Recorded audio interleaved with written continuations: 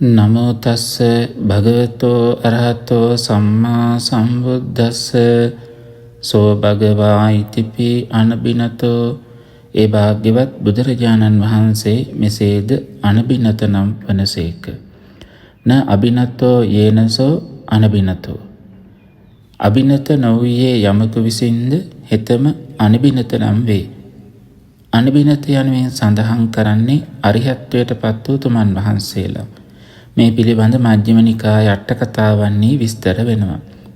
මෙහිදී අනිබිනත යන නම සඳහන් කරන්නේ අරිහත් බව යන්නට තවත් එක්තරා නාමයක් විදිහට.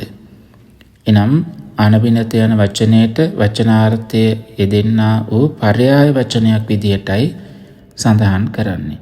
අනබිනත යන පදයේ වචනාර්ථයේ නොනැමෙන තැනැත්තා යන බව සඳහන් වෙනවා. පෘථග්ජන භාවයේ සිටින්නා වූ පුද්ගලයන් ඡන්දය, ද්වේෂය, බය, මෝහය යන සතර අගතියට පත් වෙනවා. එසේ අගතියට ගොස් ඒ දේ කෙරෙහි නැමෙන සුළු පුද්ගලයෙක් බවට පත් වෙනවා. නමුත් අගතියට ගොස් ඒ දේ කරන්නා වූ කෙනෙක් බවට රහතන් වහන්සේලා පත්වන්නේ නැහැ. ඒ නිසායි භාග්‍යවත් බුදුරජාණන් වහන්සේට මේ නාමයම ලබා දී තිබෙන්නේ.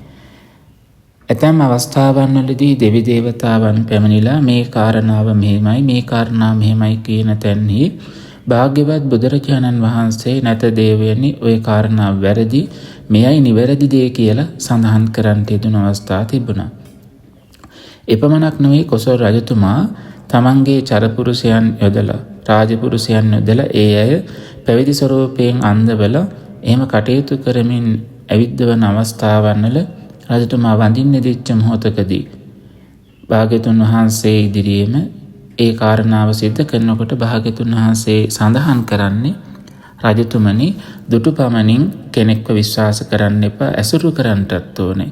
ඇසුරු කරපමණිනුත් බෑ, බොහෝ කාලයක් ඇසුරු කිරීමෙන් තමයි කෙනෙක්ව තේරුම් ගන්න පුළුවන්. නවන්න රූපේන නරෝ සුජානෝ ආදී විදිහට භාග්‍යතුන් වහන්සේ පැහැදිලි කරන්නට යෙදෙනවා.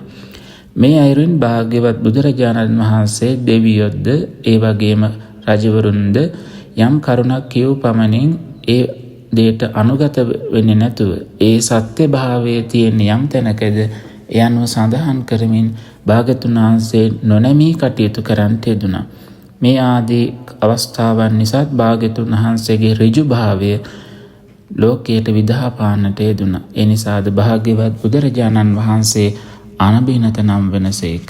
සාදු සාදු. මෙසේ අනබිනත නම් වූ ගුණයෙන් සමන්නාගත නොනැමෙන ලක්ෂණ ඇත්තා වූ භාග්‍යවත් බුදුරජාණන් වහන්සේ අනබිනත නම් වෙනසේක. අනබිනත ගුණයෙන් සමන්නාගත සම්මා සම්බුදුරජාණන් වහන්සේට මාගේ උත්තමාංග නමස්කාරය වේවා.